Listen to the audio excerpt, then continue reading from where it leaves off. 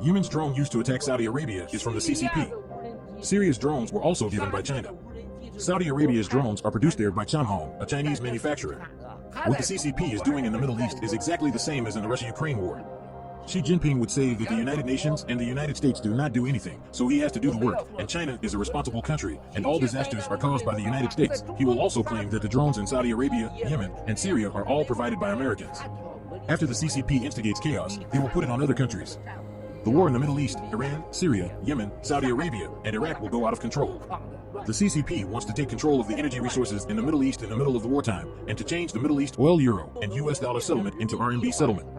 Saudi Arabia has agreed on the oil RMB settlement.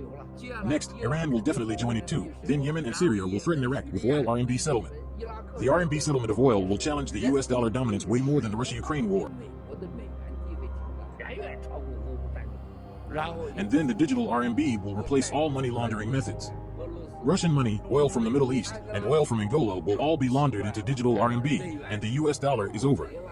Then the CCP will officially announce that the world's the majority of the 7.5 billion people, because in Asia, there are nearly 5 billion people, agrees with them. And the 2.8 billion people from the Christianity and the Catholic countries become the enemies of human civilization.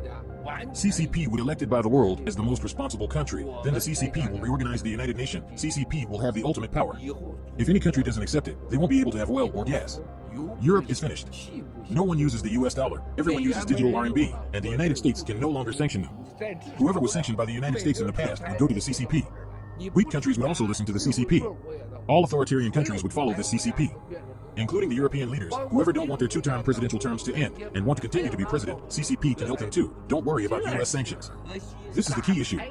CCP's ambition towards Taiwan is for the chips and technology in order to bring down the US technology supply chain.